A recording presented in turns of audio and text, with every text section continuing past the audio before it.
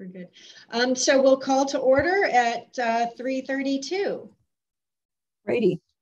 And the next item on the agenda was to approve the minutes from the last meeting, and you'd sent them out by email, and I think everybody was good with them. Is everybody, I move to approve the minutes. Second. Okay, they're approved. And then the next item, I think I might take them a bit out of order, because I was going to have us go through and talk about the action work that we've done, but let's do the Nature Conservancy thing first, since that's fresh. Mm-hmm. So Joanne and I just met with Adam, and he couldn't have been more lovely. And fantastic. This sounds like a wonderful thing to do, and a very light lift for us in the world of these actions. It starts off essentially, we'd put together a workshop, and we don't conduct the workshop. He will do it along with Jess from Sustainable Connecticut. So we'll just be the audience. So how easy is that? But the work that we have to do in the beginning is to put together the audience. And he has some materials he's going to send out to you and me, and we'll forward it to Joanne, that he's going to send out to us on Monday, that are essentially just some survey materials and worksheets for us to do to figure out, well, who should be invited to this workshop. He specifically brought up the notion of, like, your Department of Public Works head would want to go. You would want to go, obviously, as a member of the team, but also as a first selectman. He was talking about, just people who have, let me see what he called the people. The decision makers, those who carry things out, and those who have to live with those decisions. And that's where the equity component comes in. Okay. And so he has materials that he's going to send us to help us identify that, with the aim of having between 10 and 14 participants at this, and that would include the three of us. So anyway, we'll obviously be able to dissect that a little more once we get his materials and start answering some of the questions and getting some surveys out. And Joanne made an excellent point that,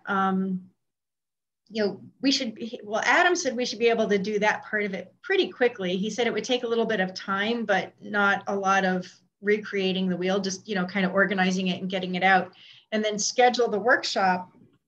And then when you get your results from that, that's when you kind of start doing your work. But Joanne made an excellent point that we might want to include some of that outcome in the POCD. So we didn't know when that's due. It's a longer term. Mm-hmm.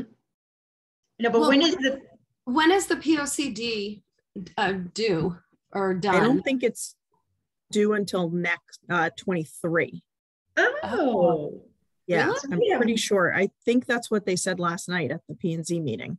Okay, we were thinking it was due this spring. I was thinking it was like March or something, or the spring, but. Oh, because they're going to be holding like a couple of community forums over the Q1 of 2022. That changes things then, yeah. Oh, good, because we were going to try and rush this, and we thought, that you never want to rush things, but it might be worth rushing it in order to get it into the POCD. But now you're telling us we have some cushion there, so we don't have. I think we should find out.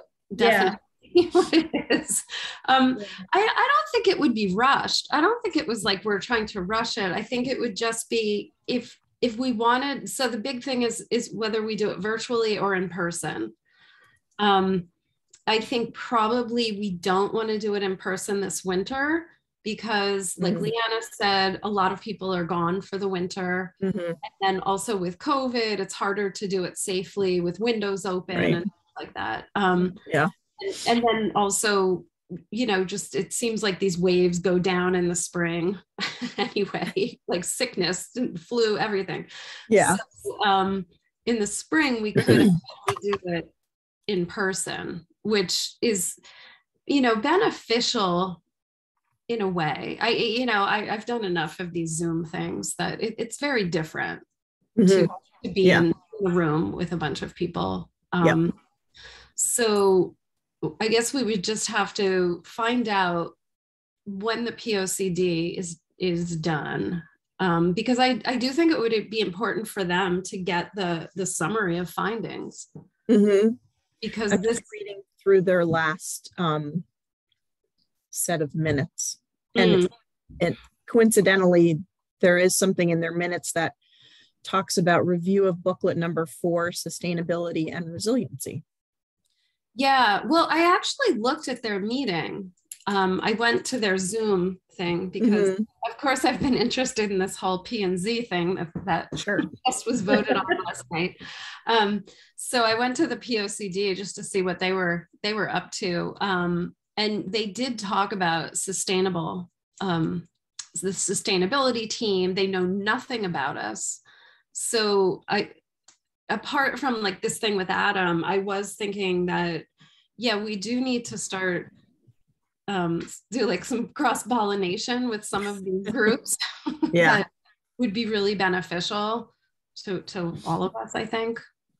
Yeah, I also think it would be great to have somebody from P&Z on the team, and then that person can be that connector.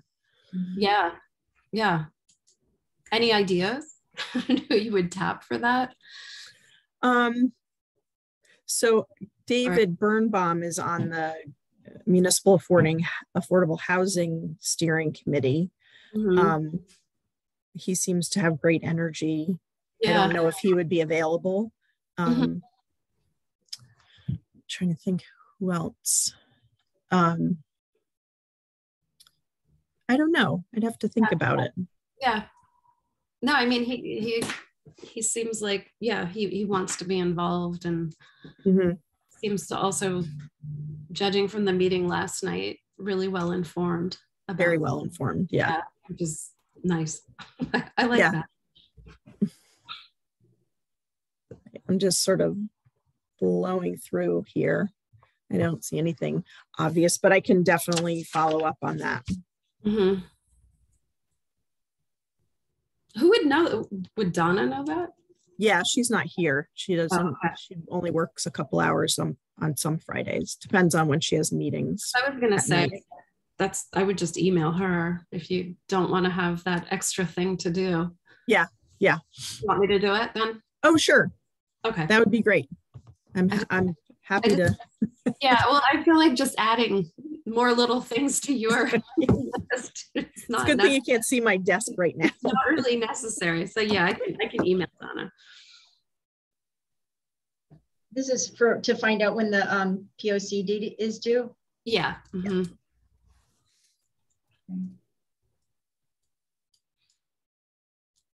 Jean, are you taking minutes? I was taking notes if you want me to. Yeah, that's fine. I just want to make sure somebody is. Okay.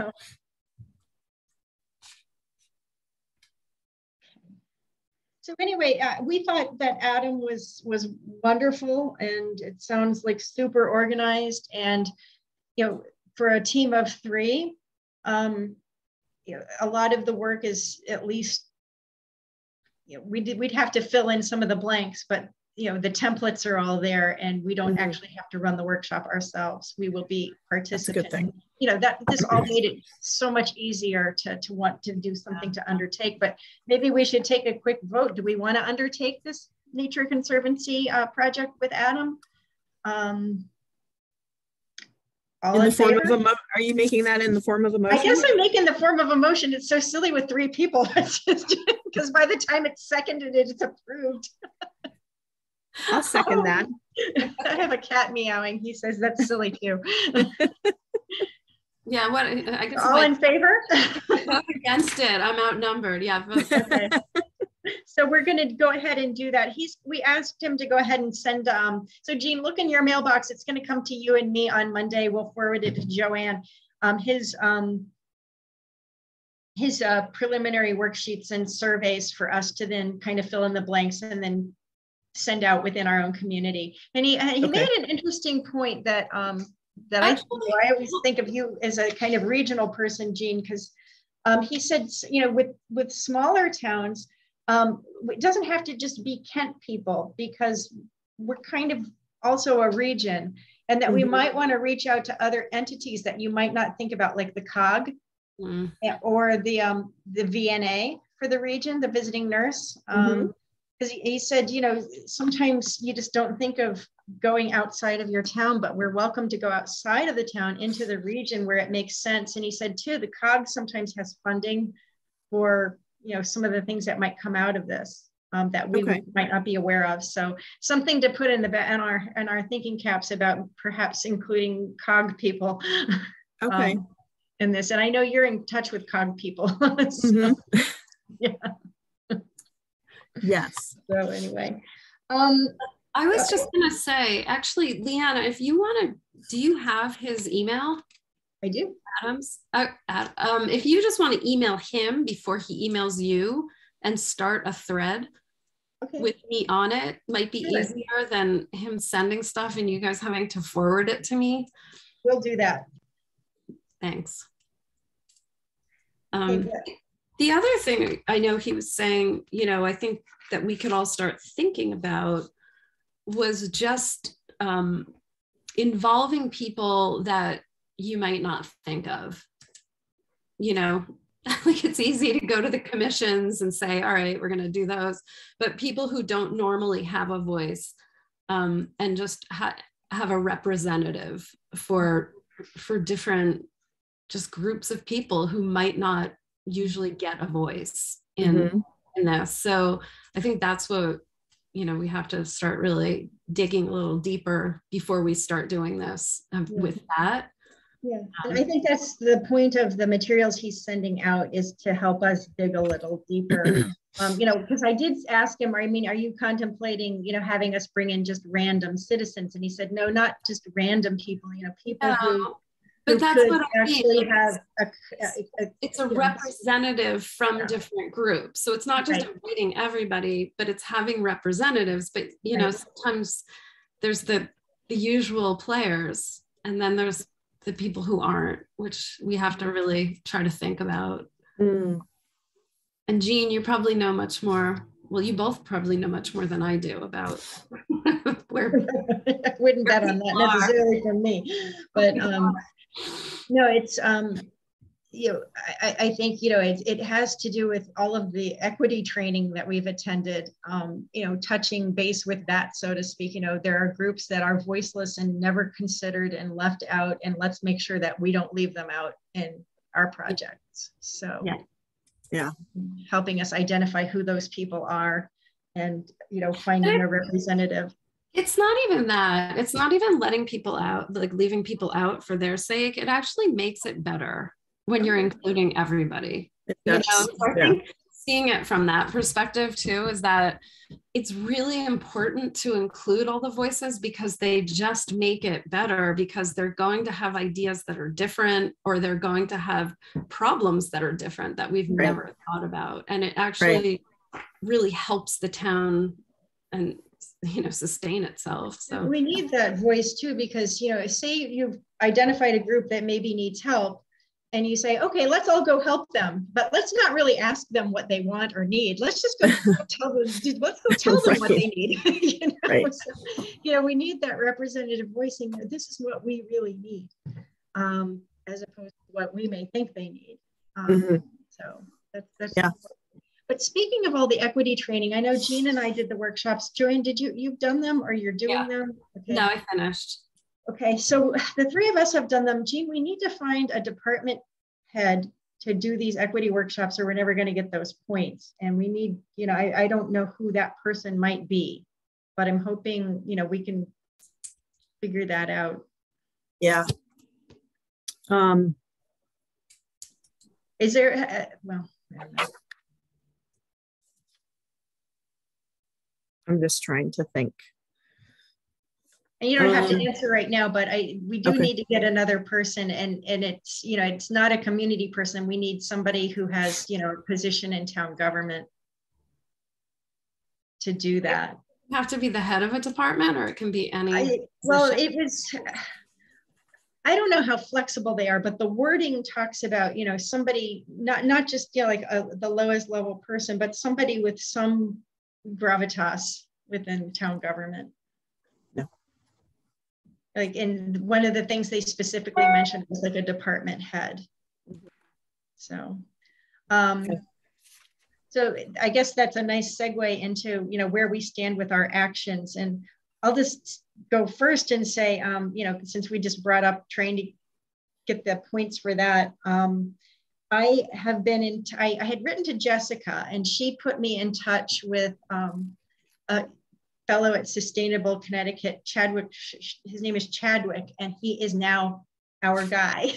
So I'll send out his email address, and he couldn't have been more lovely. I Zoomed with him because I wanted to get our materials submitted so we could get points for some of the current projects at recycling projects at the transfer station. And Jean had been lovely and gathered up all the, oops, I lost us. Am I still here? Yep. Okay. Jean had, shoot. Jean had gathered up all of these contracts and whatnot from some of the different recycling projects. I went and took some photos, and Chadwick helped me get it all uploaded, which was, I would have never figured out where to do it on my own. So he was wonderful. So for doing that, you had to go to the portal, right? Right. And I wasn't actually authorized. I had gotten an account, but Really? part of it, so I got somebody named Taryn had to come, and it was trivial, but we did it on the Zoom and we're done in 3 seconds. But so anyway, we uploaded what we needed to get points for the paint recycling and the textile recycling, and he seemed to think we'd be good for that. But one thing I had not realized, and I guess it was kind of hidden in the Sustainable Connecticut website, but you upload all your materials and it just gets put into your town's file. And you know, you say, this is our materials for this action, and this is our materials for that action. And then periodically, the Sustainable Connecticut powers that be review all that. So they don't review it on a rolling basis. They have dates on which they review. So like if you want things reviewed, you know, if you don't meet their due date for that cycle, then it'll have to get reviewed in the next cycle. So, and I don't know how many times, I don't know if it was 2 or 4 times a year, but they review stuff and they'll assign you points or tell you need to go back and do more work or bring stuff in. But the nice thing about Chadwick is that he's able to look at it and say, I think you have everything you need, or this is not going to be enough. You need to go out and finish. And Jean, you know, technically we're not allowed to get points for recycling of materials that are mandated by the state. Glass is a mandated recycling material by the state. So I said, are we going to be able to get points for this new glass recycling? And he said, you know, what you're doing sounds fascinating. I told him about how they grind it up and they put it as a material in the concrete and whatnot, and that we can get some of it back and get a deal on it because we put in glass, we can get stuff back. And he thought that was fascinating. And he said, you know, you might actually be able to get points for that. Submit the materials, we'll see. And I'll raise it with some people who are over his head to see, you know, what they think. Because he said, even if you can't get points for recycling the material because it's mandated, he said there's a design your own action at the, you know, like 13 or something like that. He said, you might be able to get points for that. So Jean, I still need to get the contract for that from you. Okay. So I don't know if, I know that it's required to recycle, but I don't think it's required to source separate it. Yeah, that's what he's thinking. That's, he understood all that. And that's what he would have to go. And because it's kind of like splitting some hairs, because technically we shouldn't get points for it because it's a mandated material, but because we're doing it differently, he thinks we might be able to.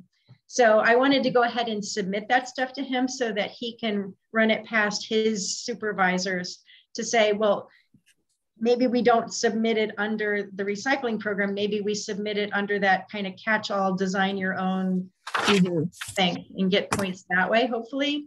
Okay. Because he said he thought we should be able to get some points for that. I also emailed him your bear letter about the bears, because I said, she spent so much time on that and it's so well done. I said, where would that fit? And so he's going to look at that and see if there's something that we can massage that into.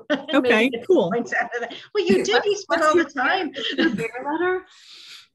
Did you see Say that it again? What was the bear letter? I feel like I'm missing something. I had a bear in my kitchen one summer afternoon, and he was there for over an hour. And I do remember this. Yes, I do. And so the Deep sent out a bear biologist. She's just a biologist, but in that case, she was the bear biologist. And she, when they were setting the trap, we met for a long time, and she talked to me about how to live with bears. And so I wrapped that all up into a newsletter. I do remember now that you're saying it. I thought it, I don't know. And it was, what are you talking about? It wasn't a letter in the mail. It was an email. Right. Yeah. A newsletter, like mid-month newsletter kind of thing. I remember that. And it took a while to, it was a lot of information that was pulled all into this email. So that would be cool if it could get us some points. And see if where would it fall? Is it only, or at least contribute to some action item? It may not be a complete one, but I said, gosh, she spent so much time on it. It strikes me. And it seems so relevant to some of these things, but I'm not really sure. Sometimes you have something and you have to kind of make it fit. Right. He's going to see where he can make that fit. Okay, cool. So anyway, I will go ahead and send out, because, I'd said to everybody, contact Jessica LeClaire, but now Chad's our guy. I was going to say, you're going to give us his contact information. Good. Yeah. And so is he the COG fellow? No, he's just one of those Sustainable Connecticut people. I thought that each COG had been assigned. I don't know the answer to that, but Jessica sent, when I contacted Jessica about, trying to get all of this stuff uploaded, she somehow referred me, she sent me off to him, and he contacted me, and we had a Zoom, and he couldn't be nicer. Lovely young man. I think they're either called fellows or interns, and each of the COGs in the state. I think he's a fellow. Okay. Actually, I'm making stuff up. I don't know that for sure. It's fine. He's one or the other. I think he looks like a fellow. He's definitely a fellow, but I don't know if he's an intern or a fellow. Okay. So I think he was assigned to all the 21 COG towns. Yeah. So anyway, but he could not be, he's extremely positive, extremely patient. So that's a good segue for this portal, because I have a few questions. I never got like an invitation to it from you, Jean. Yeah, that's so weird, because I looked back, I it wasn't like in my junk or anything. So right. So I don't know if you can send it again, or should I go like to Chadwick? You're going to go to Chad. Okay. Chad knows you exist, Joanne. so I will send Chad an email and copy you on it, saying that we need to get a similar exercise that he did with me, with you, to get you signed up and show you how to sign in. And believe me though, even just when you try to upload stuff, I wouldn't, I just did this last week, and I wouldn't want to have to do it again tomorrow, because I would need his help again. It is not easy. I love Sustainable Connecticut, but that interface is not user-friendly. Yeah. So the other question I have is that, so the inventory that I did, I also never talked to Parks and Rec because she left. I tried to, Miranda, I think her name is. I tried to get in touch with her, and then when I spoke to you, you were like, "Oh no, that's like her last day." So, is there someone to talk to at Parks and Rec about what programs they're doing or not? Because that would complete my inventory and I could then put that into the portal. So you could talk to Lynn Harrington. Okay. I know right now they're doing a Learn to Skate and a skiing program, but they have done other ones, other programs. They did a tennis program over the summer. Won't they do after school programs at the school? Yep. It's called the after school program. It's about 2-ish hours for students after school. Right. Okay. And that's an every day. It would just be in the arts. So I'm not doing an inventory. I'm just doing an arts inventory of youth arts. Right, of course. Right. So that could, the after school program would likely fit because they do have time for arts and crafts activities. Okay. All right. After school program. All right. That's what I thought I knew, was that they were running the after school program at the center school. Okay. Yeah, and they still are. Lynn Harrington would be maybe know more about that. Yeah. And I can get you her email address. Is she the Parks Director now, or? No, she's the chair of the commission. Okay. Of the Park and Rec Commission. So that job is still unfilled? Correct. They're in the process. I think they had interviews last week, I think. Mm-hmm. And then, I don't know, Leanna, are you done talking about actions, or I was just gonna I'm done with anything I have to say. So whatever, if you want to add anything, or Jean, obviously when we get this stuff from Adam, that's going to launch us into a new project. I'll still pursue the bears and the glass recycling if we can find some kind of a contract about that. Jean, I don't know who would. Somebody's going to have that somewhere, but I'll email Jen Heaton again and ask her. Yeah. And aside from that, I guess I was just going to bring up like a little bit of my issue with pursuing what I'm pursuing, which is just that I feel like I'm reluctant to go out and get too many people involved, because I feel like I don't have a real objective in mind. And so, I'm used to, like, when I plan things, I usually do backwards planning, which, when I write a lot of curriculum and stuff, you have the objective. This is where you want to go. Mm-hmm. And, so then you're going to do this to get there. And I'm just feeling with like some of these actions that it's just sort of like, I don't want to get real, I don't want to go out and reach out to people and say, let's get involved and do this, and then really not have anything for them to be involved in, because then you sort of lose momentum. And so I was, why am I feeling so reluctant about this? And I kind of realized that's it, that I feel like we need just, after talking to Adam, it was like, okay, this is the objective. This is what we have to do. It gives us like some kind of focus. Mm-hmm.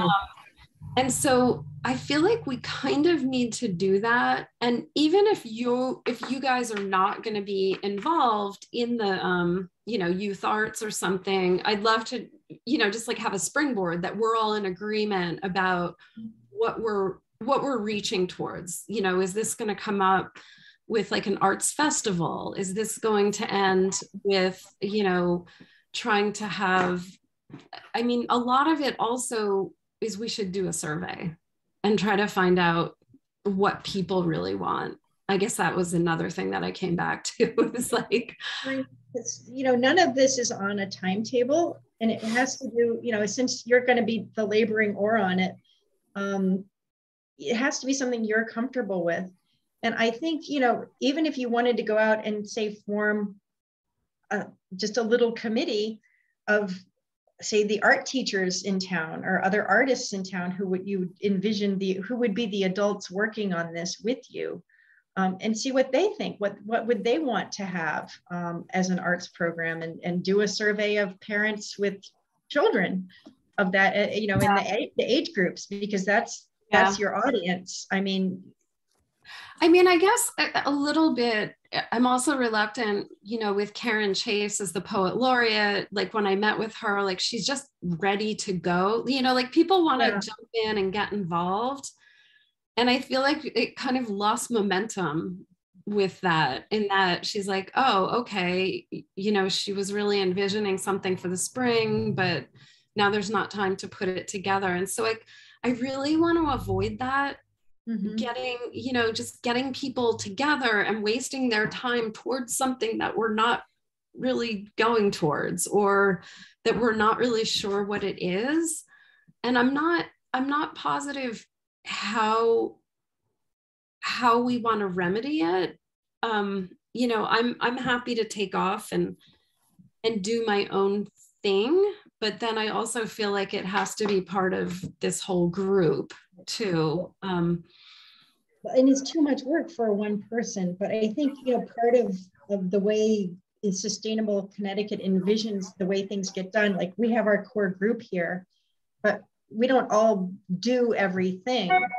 But what we can do is we can like we can form a committee of people who want to work on that project. Say it's an environmental project. Right. I get that. Yeah. But I guess my point is that before we have a committee, our core group needs to decide what we really want to do. I see what you're saying. Okay. I understand that. Yeah. And I'm happy to go form a committee and run a committee, but I can't, you know, like I feel like I spoke to Karen Chase and then it was like, well, then we need a resolution and we don't want to start yet. And so that's why I'm a little reluctant to start something, because like once I started, I'm all in and I want to go and do it. Yeah. So that's why I'm thinking as a group that we kind of maybe need to come up with, say, like, we want to do this by then. And, you know, if it is youth arts, I'm happy to take that on, but I feel like we have to agree on a direction a little bit more, the three of us, until there's more of us, there's ever more of us. But do you understand what I'm saying? I understand. You want to be able to say, I have this vision. I'd like to be doing X art thing by this amount of time, and then go out to the art teachers in the community and say, you know, can you be on board with this with me? Right. Kind of is that I think that's what I'm hearing. And that you would like us to help you figure out what that vision is, so that you can then go out to the community at large and yeah, or just, you know, that I'm not just doing this on my own and I come back and say, oh, I've planned a whole arts festival. And then it turns out that, you know, that can't happen because of this, or you know, that can't happen because of this. And, you know, like, we don't want to just spin our wheels here. We actually want to get stuff moving forward. I'm looking back at the list of action items. So I'm trying to relate back, you know, directly back to that, because that's sort of where we have to go back to that no matter what. Right. Yeah. So how do we build something that you can take and run with? Joanne, have you, if you go down to the bottom of each action, they have a section called success stories. And they have, like, they'll list 3 or 4 towns, and you can click on those and you can see what they did, what their submissions were and what their ideas were. And that's, I think, might be a nice food for thought kind of launching pad.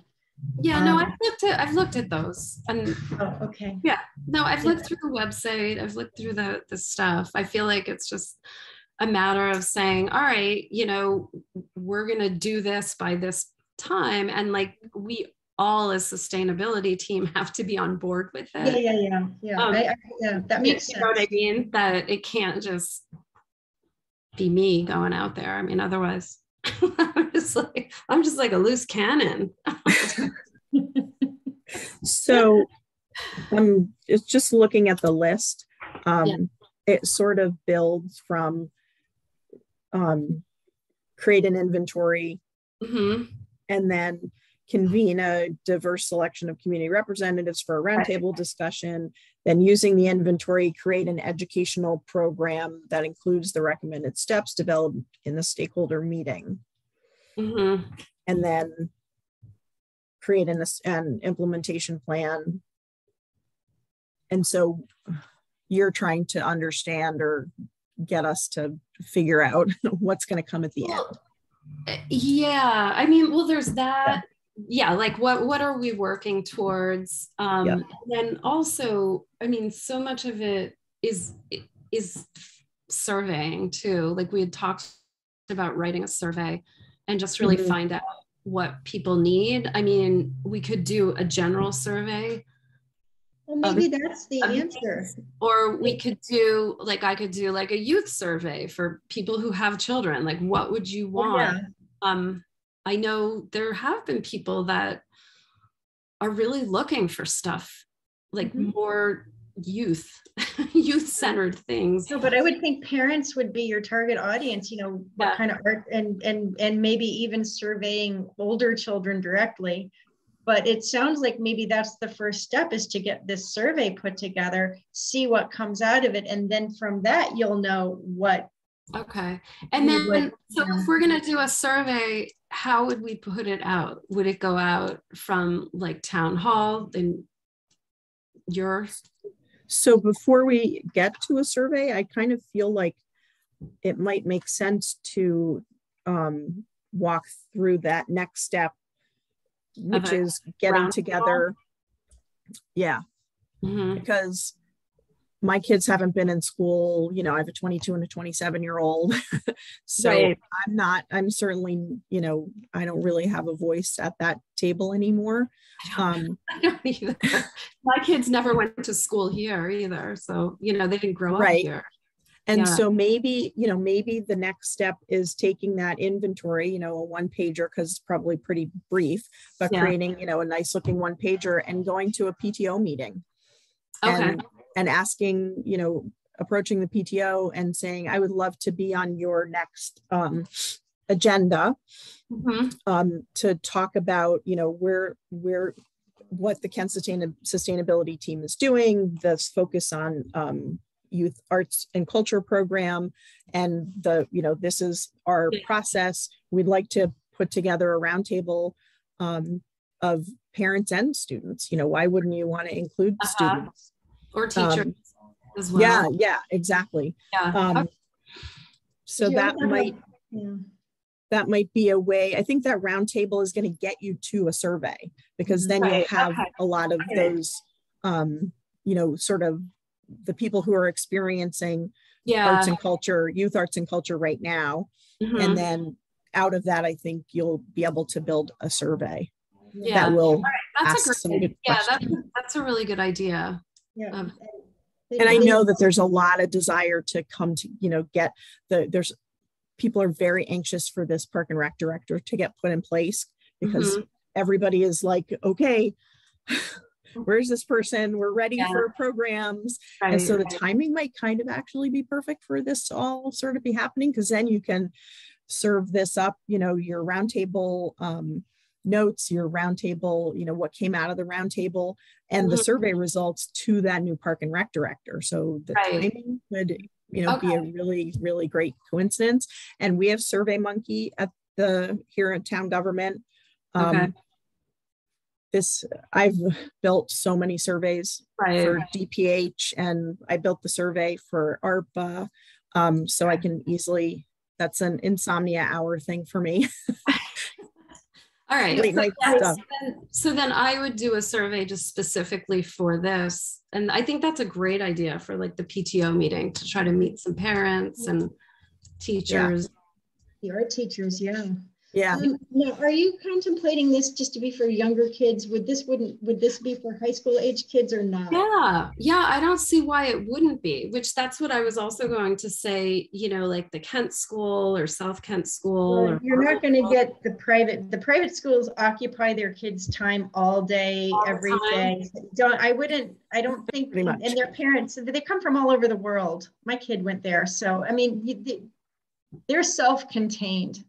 But what about pulling them into the community? But that's I know they are self-contained, but what about like giving them an offer not to do an activity, but like to run an activity? Well, they could do that with little, like they'll have some of the older art students do like something with younger children. But just to have them, you know, more integrated into the community, I think that would be a great thing to do for sustainability. I mean, I know they don't need us, but it would be a nice thing. It's just it's hard to get them. They're very few minutes of downtime in their days. They go to class, they eat, they go to their sports or their theater or whatever they're doing, music, and then they eat, and then they have study, and then they go to bed. They don't. So when life. It's very well for a reason. Do they do any like service projects? So there's part of their curriculum. So all three schools do have community service programs, and the Kent school does occasionally come over and provide help on during their community service time Wednesday afternoon, I think it is. That's a club. It's not required of every student. So I thought it was. Okay. That's interesting. Yeah, because I was gonna say most high schools do have that requirement at this point, but you know, it's my kids Marblewood does have that requirement. They actually don't have classes on Wednesdays, and it's a community service day. Right. And I know that, so just to sort of wrap up that, the Kent School students have been coming over from time to time and helping out with the after school program. The South Kent School students came 2 weeks ago to our first reboot of the senior lunch, the Friday senior lunch, and 3 of the boys served lunch and then sat down with the seniors and ate, and it was so nice. It was lovely. Nice. So there is desire with all 3 schools to really be part of the community for sure. Okay. But they don't have gobs of time, and when they do, it's in little packets. So they're not going to probably run something, but they'll help with something. Yeah, I'll definitely send kids out to help with things, but I don't think you're going to get. You have to give them some agency too. You know, like they can do something within 2 hours. Like, you know, you're there for them, but let them run the workshop. Let them work with the kids. And but then, but then you also have the regional high school, the Housatonic Region 1 high school. So that's drawing from the region. So I don't know if you would then be just calling out Kent kids there, or if you would be addressing, it doesn't sound like you're going to address the entire region, just Kent. I mean, that seems right. Yeah. I don't know, but that's a lot of kids who get off the bus, for the Husi bus in town. And so those are, you know, likely kids who are unoccupied for the afternoon if they're not involved in sports. They have, I don't know if you've ever heard of it, up at Husi, they have what's called the Art Garage. I've heard of it. I haven't seen it. Yeah, it's a great program. Okay. And maybe there's something there, because that's also a youth arts program. So you should probably call up to Husi and just get some information from them. Right. Okay. Because that is, you know, it is there for the Kent students. Okay. All right. I feel like I have more of a of a bucket. A thing to hold on to here. Yeah. No, I think the PTO meeting is a great place to start. That's a really good idea. Thank you, Jean. Sure. All right. Jean, speaking of poet laureate, you were going to draft up a resolution. So we can get Karen on the road. I don't know if you had a chance to do that or not. I haven't, but I think I can do that this weekend. And it's a regular meeting on Tuesday, so I can add to the agenda. Okay. And or do you want us to see the resolution first? I'm gonna take it from the Connecticut Poet Laureates, but I'll certainly send out a draft, unless you think I should wait until January and then we have a time to, maybe that makes sense, because we could meet before the January meeting, January Board of Selectmen meeting, and we can have a nice firm draft and a nice, have a discussion about it. Instead of me trying to rush through it. I think it probably just makes more sense. Now, when you pass that resolution, is that something Karen would want to be present for? Yeah.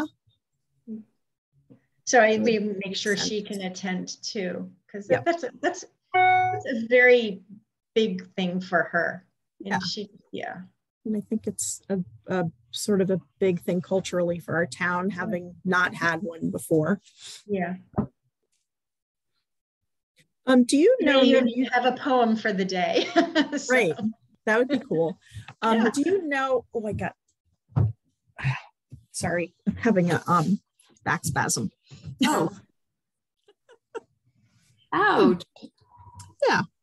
I'm gonna just stoop here. Do you know if there's anything in the task action items list that would support a town historian? There's something, I believe, in the Connecticut General Statutes.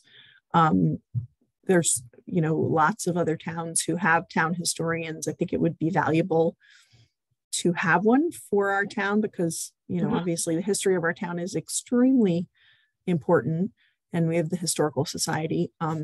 Just a thought, since we're on that, let's see how this works. Since we're on that in there, but we can always, if it's not obvious, we can always ask Chad and he'll tell you where we can massage that into something. Okay. He's very good at that.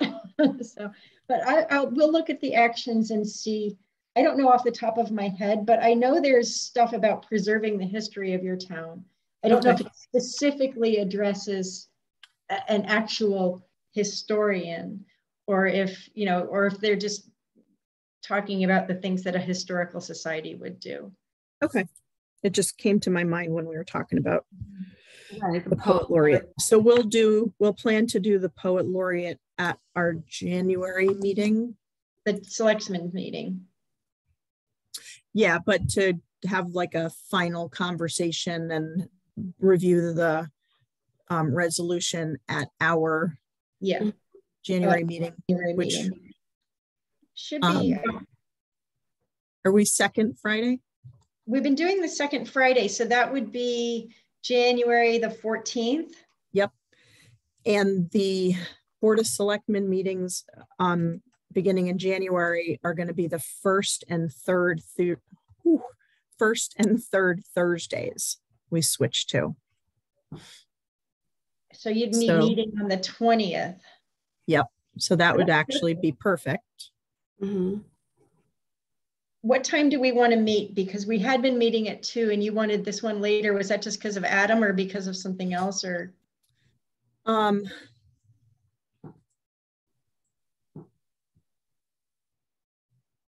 think it was because of Adam. Okay. Do you want to go back to 2 o'clock then on the 14th? I could. It does back me up a little bit to the senior lunches. Okay, so what time works better for you? This 3:30 works. Yeah, like the dust settles. Okay. Around 3:30 usually. I'm gonna probably jinx myself saying that. So but 3:30 on the 14th. Does that work for you, Joanne? Yeah. Mm-hmm. Okay, so we'll plan for that then. Okay. I may need a little help with these minutes because I've been sort of going back and forth. Yeah.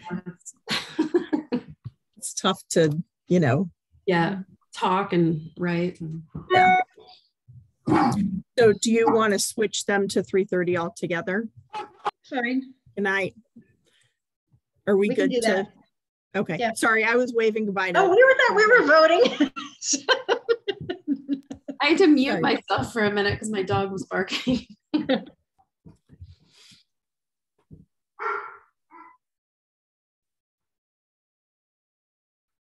Okay. Jean, hopefully a quick question. You were filling out a grant application for a composting program? Yeah, that was going, we were going to be part of the regional one. I'm not sure where Jen ended up on that. Jen Heaton Jones. I have to follow up with her. Who is she? She's the executive director of HRRA. Oh, okay. I'll do it in the same email as the glass contract. No, I know like Alicia Draper had wanted to participate in the composting program when we do that. And I just wanted to let her know like what's going on with that. So yeah, I just haven't had a second to follow up, but I'll email her about both of these things. Did you hear that California just passed a law that all residents have to recycle food waste? Well, that's good. It keeps the methane out of the landfills. I was reading about that. Apparently what happens is, you know, all food decays and produces some kind of a greenhouse gas. But if it's buried in a landfill, it produces methane. And if it's composted, it produces carbon dioxide. And you say, but aren't they both awful? Well, they're both greenhouse gases, but methane is a way worse right, than the carbon dioxide. And you're going to have some one way or the other. But I just got on, I was on an email list where I got this huge thing about not just how to, you know, to compost, but just how to cut back on food waste, period, and how to modify your own personal kitchen. You know, how can I as a person contribute less to all of this? And, you know, just, you know, a lot of it's common sense, but we don't all exercise it. So. Right. And it's hard to make those habitual changes, even though they can be pretty small. But then also just in terms of what you buy and feed your family, and, you know, certain food products, you know, animal products obviously contribute more to the greenhouse gas problem than say buying, you know, beans and things like that. So just they weren't advocating vegetarianism, but they were advocating, you know, maybe cutting back on the animal products and things like that. And then just also, you know, don't keep buying all this stuff that you're not going to eat. You know? Right. Well, I found it hard moving here because I have to go grocery shopping for like a week or two, or, you know, whereas I was used to, the store was a few blocks away. So every night before dinner, I pick up something to cook, and you don't waste nearly as much when you're doing that. I mean, there'd be like leftovers of things and all, but it's not like trying to anticipate what you're going to eat for the next week and then, you know, throwing away the whatever's rotten in the fridge. Right. And sort of knowing, because when, you know, you buy, I found buying like strawberries or blackberries, they may have been sitting on the shelf for one day. They may have been sitting on that shelf for 4 days. And so when you get them home, you actually only have a day and a half to eat them before they start to go bad. But this article was interesting. It talked about, you know, making friends with your freezer, and also just, you know, this whole, and I guess it's become it's a very trendy thing anymore, this notion of meal planning for an entire week, so that you're not, you know, just buying a bunch of, you know, home with all this extra stuff that I really didn't need. And also, you know, taking advantage of, you know, donate stuff to the food bank, you know, if it's non-perishable, or if it, you know, even if it is, but you're not going to use it, and you know you're not going to use it because you and your husband both went out and bought 3 containers of tomatoes, you know, send some of them to the food bank and stuff like that. And talking about, you know, there's a tremendous amount of restaurant waste. I've heard that before. Yeah. And they don't like to donate because they're afraid they're going to get sued. Liable, right. And so they're trying to modify the laws, but even then they still they don't want to do it. They don't want to get sued. And sure. I get it. I get it. I'm a lawyer. I get it. But at the same time, there's got to be a way. So, because huge amounts of restaurant waste. Yeah. Anyway, that was a digression, but on the composting. But I know that there's, you know, I was listening to NPR the other day, and Lamont was on, and people were calling in, and a couple of different people called in asking about statewide composting. Like this is a thing. So there seems to be, it's a very trendy idea these days. So. Well, Mira is set to close next summer, and that's the trash plant up outside of Hartford, and everyone north of us, they're Mira customers.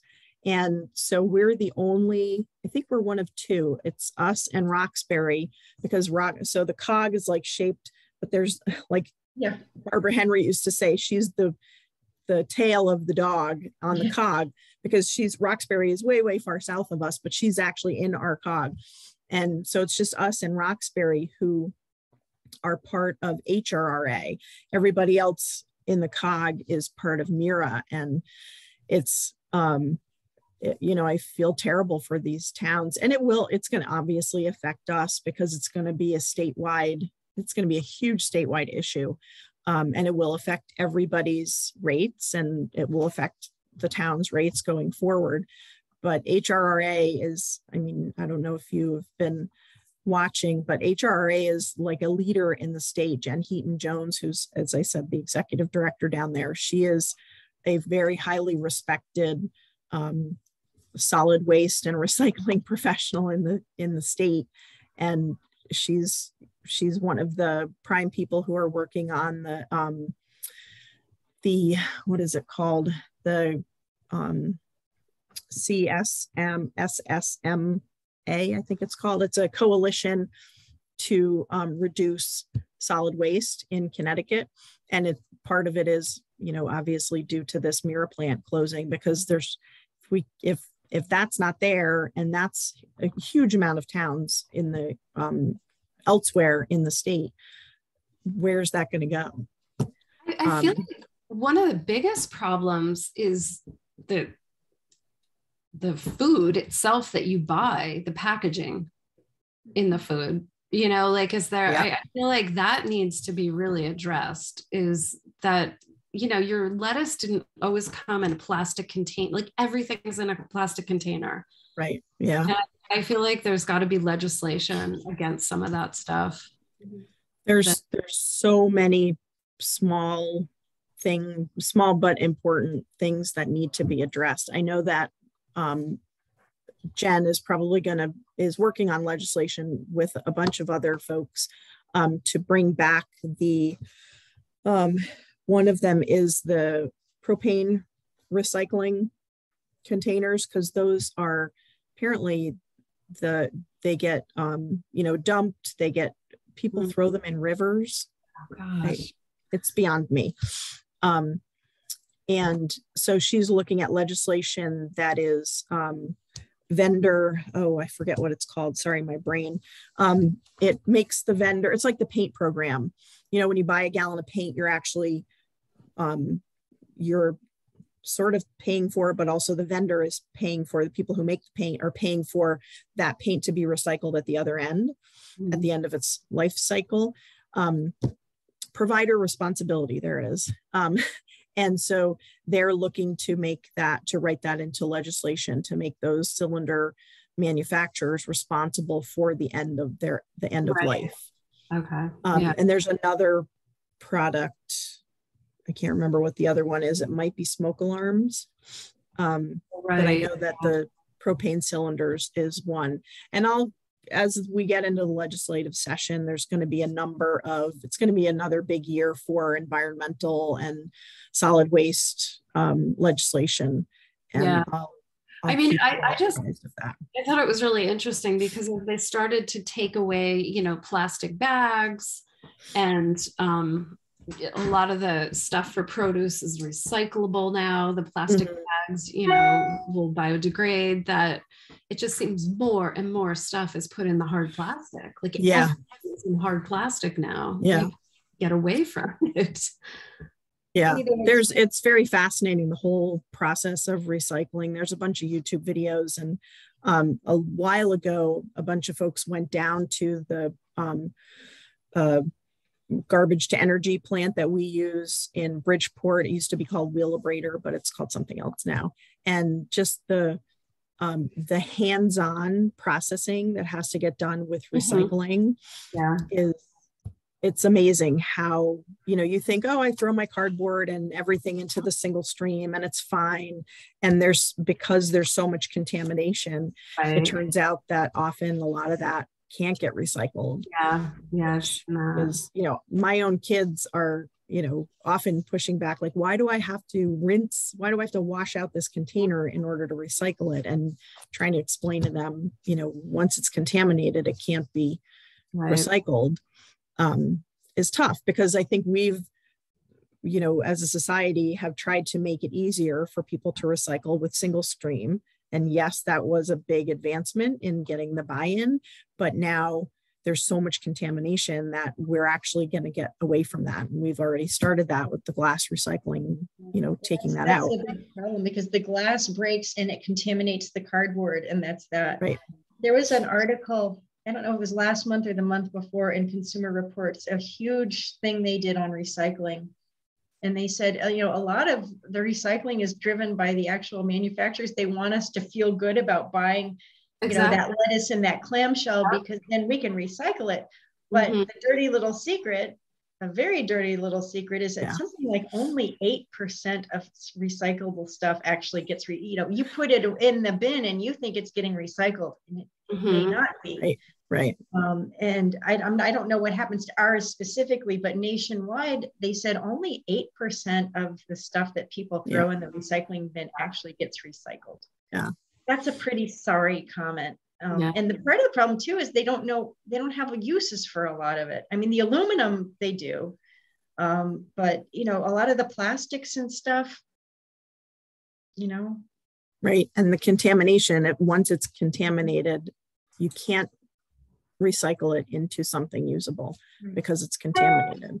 And then you get frustrated thinking, well, am I wasting a ton of water and hot water on top of it? Right. Right. To rinse this stuff out, if is it going to get recycled or not? You know, what am I washing garbage? You know? Right. Right. Yeah, it's a rabbit hole for sure. It is. The transfer station, they're on it when you're putting stuff in recycle. I mean, they are like, you know, nope, that goes there, that goes there.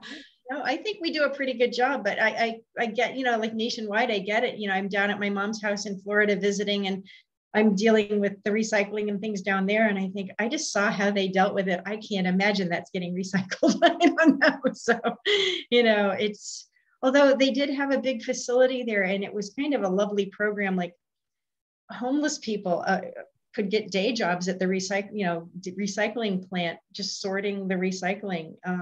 Oh, really? That's cool. Yeah. Because I volunteered at one of those homeless shelter type places, and a lot of them would go off. The recycling people would come and say, we need 10 people to come and sort stuff. And they were eager to do it because, you know, a lot of them were in situations where maybe they couldn't hold a full-time job, but just that little bit helped. Right. Yeah. Mm-hmm. So anyway, does anybody have anything more on actions? Jean, just as far as the 11.1 design and implement an affordable housing plan, that committee is moving forward. We met Wednesday night. We'll be doing a couple of community forums probably early next year. The plan is due June 30th. Where our consultant, Jocelyn Eyre, is leaving the COG, but she's actually going to a similar, she's going to be working in the economic development and affordable housing sphere. And she has agreed to continue on with the towns that she was doing the plans for. So there won't be a hiccup there, which is going to be a good thing. No, and we're going to put out a survey probably, I want to say in the next few weeks on affordable housing. So that will go out. So there's going to, you know, there's sort of this steady flow of community engagement surveys because the ARPA survey, hopefully you took the ARPA survey. And that's out right now, and that'll be out for a few more weeks now. And then by then there'll be the affordable housing one. And so we'll pull that data and hold a couple of community forums, and then the plan will start to get fleshed out. So that's moving forward. Are there plans for more affordable housing to be built right now? Kent Affordable Housing is in the process of looking at a piece of land. I'm not sure which piece of land. Do you have any visibility on that, Lee? And I know that you. I know that they were looking at that building off of the. Oh, that's right. Is that what you're talking about?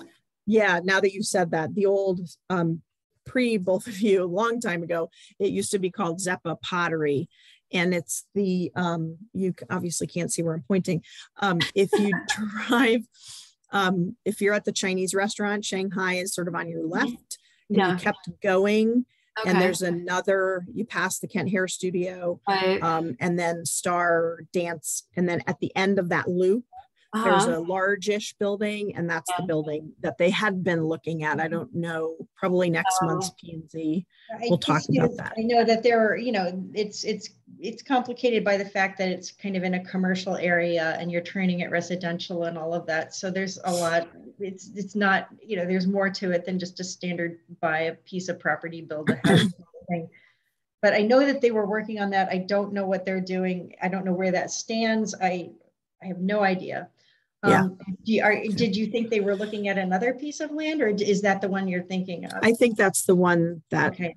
I think they're very committed to try to make that work, but there's, just because of the nature of that, there's more to it.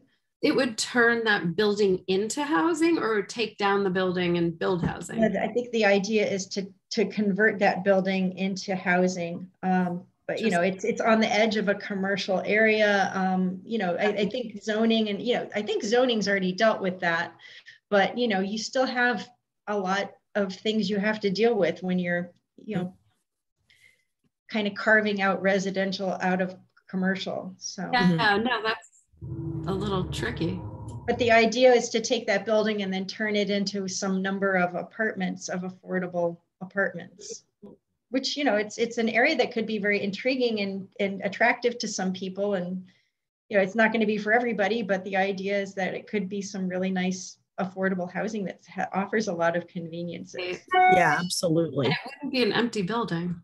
Well, it's been empty for, it hasn't really been a long time. I think, people have used it more for storage and things like that than kind of commercial, certainly not retail or anything. So. That's what there just seems to be some issues with empty storefronts that, it'd be nice to. I think, the pandemic doesn't help. And then, I guess a lot of companies are even deciding if they're going to have offices anymore, or if people are just going to work from home. It's a big savings if you can do it. So. Yeah. I just read somewhere that some company just announced they're not going back. They're staying remote until 2023. I think for all of next year. Yeah, I think it's a bunch of the tech companies are doing that, I think. Yeah, it actually might have been one of them. Could it have been Amazon or something? It's probably like Amazon, Google, Apple. I was gonna say Google has been kind of, because I remember there was a big thing about, well, if they're working remotely and they're not living in California and they're living in, the Kansas, do we pay them the same as the people who are living in California, because the cost of living is dramatically lower, right? And they're just working remotely. Yeah, so. That's my husband's job too. It's his home base is California, so he's getting the California salary, even though he's working remotely. There's a lot of reckoning coming with these companies and what to do, and as their leases expire and things like that, do they continue if they're going to have people working from home? Do they need all that office space? And well, that could end up solving some of our housing problems in this country, maybe.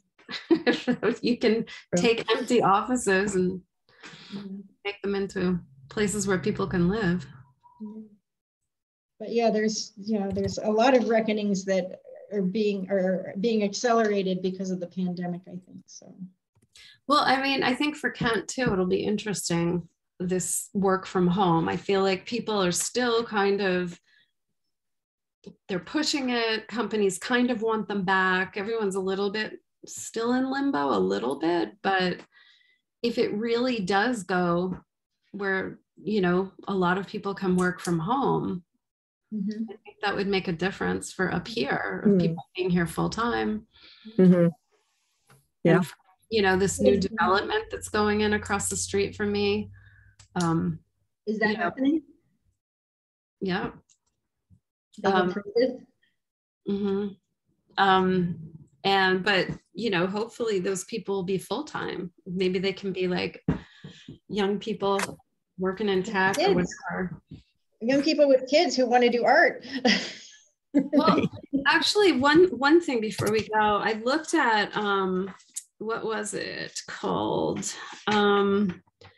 It's the Kent Equity Data. And it was, I think it was on the sustainability site. And one of our things is just loss of children. Like we've really lost a lot of children over the years.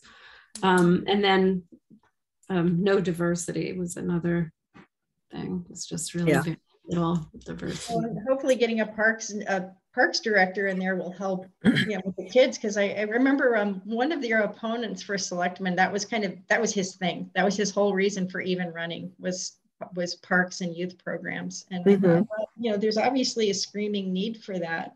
Yeah. So you know, my kid is in college, so yeah, we didn't live here when he was little, so I don't really know what's there and what's missing, but it sounds like people want more for children, and if we're going to attract people and keep them here, we have to have something for their children other than just, you know, pick, you know, they need structure. So yeah. So that will be interesting. Jean, are we still having an influx of people, or is that settled down? It's settled down. I don't see the I don't pay hugely close attention to the real estate numbers, but I haven't heard the, you know, as much talk about houses, you know, moving super quickly, and a lot of them kind of thing. I just talked to a realtor today for a friend of mine who's interested in renting or buying up here, and she just said there's just nothing right now. Yeah, the inventory is very low. It's really low. And, you know, she was just like, hopefully after the new year in the spring, things will come on. And there were a few rentals because they were interested in renting too, but not many, and not much diversity in the rentals as far as, like, most of them are big, you know, right. For them, they don't really need like a house on the lake that's $6,000 a month. I just thought at our last affordable housing plan meeting, Jocelyn, the consultant, shared a report on housing. And it would definitely be interesting for reviewing. I can send it to you both. Yeah.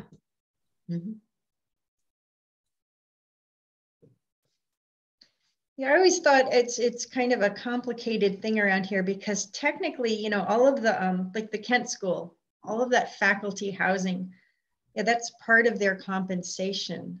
Right. And obviously very affordable, but it doesn't count as affordable housing for the town. Right. So I kept thinking, well, how do we really parse that all out? You know, because you'll say, well, we don't have any affordable housing, but we have a lot of people living in affordable housing that doesn't count. So, you know, like, for example, the Kent School on Schaghticoke, if you drive up Schaghticoke, across from the school, there's these little gray buildings. Well, that's housing for like cafeteria workers and stuff like that the school provides. That doesn't count. Right. You know, so you're kind of like, well, what are the real numbers versus the numbers that fit in with the definitions, you know? So I'd be so curious to know that. But I don't think that anybody's ever compiled that kind of information. This report has a lot of that. It's really quite fascinating. I was also curious for affordable housing, because I really know nothing about it. Are there any programs that just help people, you know, like say young people who can't afford it to buy land and do farming? You know, if they wanted to buy a plot of land in Kent, is there any agriculture? Right, for and start like a small farm or do small farming, but they don't have the ability to buy it outright, like some kind of program where they would like pay it back. Because I think one of my issues with like affordable housing is that if it's all rental all the time, or it's, you know, like the Kent school paying for it, you know, people don't build up equity. They don't become homeowners. They don't really, you know, it's not really joining the game, you know, it's just always on the perimeter. But I don't know if there's anything that exists like that. Yeah, I don't know. I would think that there must be USDA programs. There's a lot in the USDA that addresses rural living. I know that there's a lot of focus. I don't know of any specific programs, but there are, you know, there was mention of this at the meeting the other night, that, you know, the current generation is less and less interested in owning a home. Neither of my kids want to own a home. They're like, we don't want to be, we see what you all, you know, go through in maintaining a home and owning a home, and and being tied to a home, and they don't want to be tied to that burden of owning a home. And I've heard that from other people that age. I have heard that. And I mean, my kids are in their 20s, but then I've also heard where it's like, you know, they say that because they can't afford it. So, you know, it's just like, well, I can't afford a home. So no, I don't want a home because I'm not willing to spend, you know, that much money on a home. So, yeah, I don't know. It's going to be interesting. Say that again. You faded out a little bit, Leanna. They move jobs a lot too. They don't get a job and plan to stay there 20 years. Right. And that's part of it too, I think. Yeah, there's definitely a shift in what their priorities are. And I think over time we will see a shift in housing, in, you know, the older my kids get, the more I see them wanting experiences versus things. So I think we will see a shift over time, but I think it's going to be interesting what this affordable housing survey, what the results are. I think it will give us a lot of good insight. Is it going out to everybody? Yes, there's going to be two. One's going to be a worker survey, and the other one is going to be sort of a residential survey, because there are many people who work in Kent but don't live here, and sort of understanding from their view what their interests are, what the, you know, how they see housing. Right. Yeah, interesting. I'll send you this data. It's pretty interesting. Yeah. And there's a lot of places in the data where it compares us to other surrounding towns, which it's very interesting. Yeah. Was it positive? It was just interesting, you know, seeing what the affordable housing stock is in Kent in comparison to other towns. Ours is pretty high. It's not where it should be at all, but it's much higher in comparison to our neighbors for sure. It was just, there's a lot to consume, but it's very interesting. I'll actually dig it up and get it off to you right now.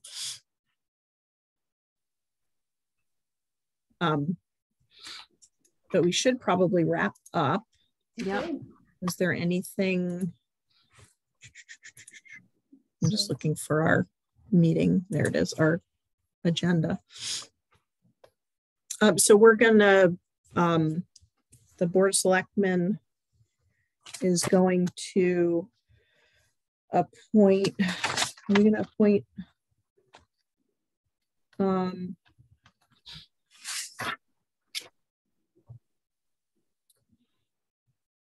Alicia Draper to the team.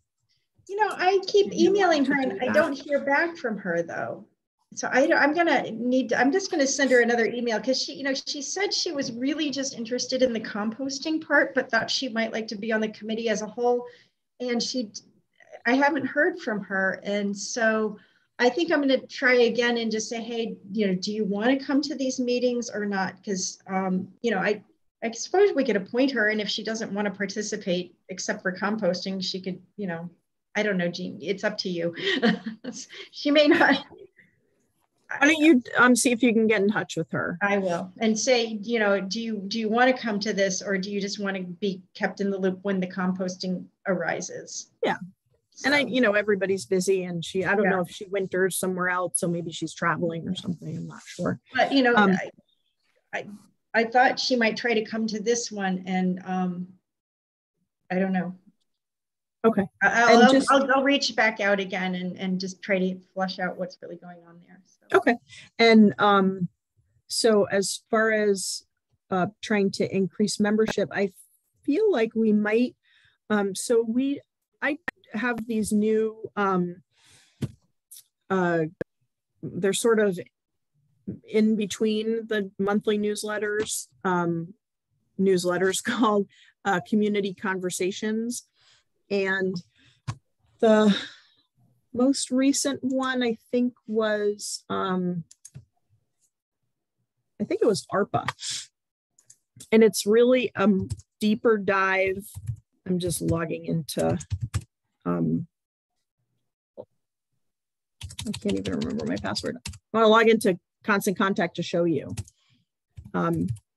Because I think it might be interesting to do one on Kent's sustainability team, because I feel like, especially the youth arts, I feel like we sort of had a good step forward in that, and the fact that we've, you know, really honed down to these 4 sort of buckets that we're going to focus on.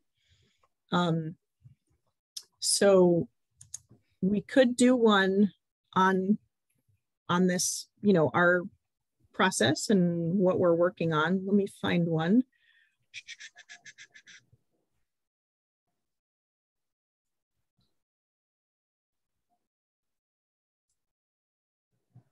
So the last one was called, strangely enough, Let's Talk Sustainability, but it was about the transfer station. Let me, there we go. I'm going to just share my screen.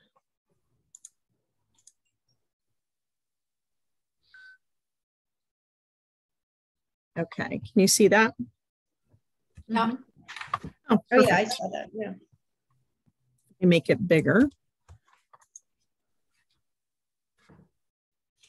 Okay, are you looking at my Google browser with Community Conversations, Let's Talk Sustainability, or Sustainable Materials Management? Yep. On your screen. So the look and feel is totally different from the newsletter, and it's a much deeper dive just on the, you know, the single topic. So we could do, and I have someone who helps me, you know, just organize the content and sort of lights a fire to keep me moving in the right direction. And we could do one of these about the team, and that would be a great way, I think, and we could spend some focused time on membership and, you know, getting members to join. What do you think? Yeah, I think that's a good idea. Okay. I'm not scrolling too fast.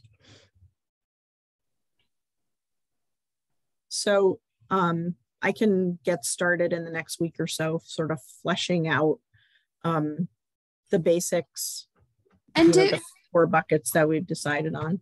Jean, do you sent that out to the same list that you sent the newsletter out to? Yes. Huh. Yeah. And then we've remember let me see, it went out October 8th. Yeah, I mean, I could have missed it, but also a while ago, so you might have forgotten. Yeah. No, I just didn't remember seeing that one.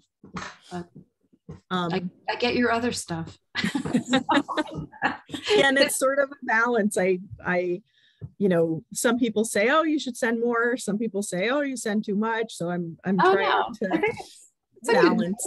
I was gonna say, it seems like a good balance. always send stuff out. People want to be informed, and if somebody doesn't want to read it, they don't have to. Right. Exactly. But, there's always some tidbit there for somebody. Yes. So I can start to flesh that out and send you the draft in the probably next mid to end next week. We have a board selectmen meeting that is a very, very big agenda. So it's gonna, I'll be prepping this weekend and through Tuesday for that. But that might be a good way to get people to understand what we do now that we have a little bit more fleshed out. Mm-hmm. Cool. 80. Madam Chair. So are we finished? Anybody have anything else? I think we've gotten through everything. Then let's adjourn. 4:58. Fantastic. Yeah. Okay, everybody have a great weekend. Yeah, you too.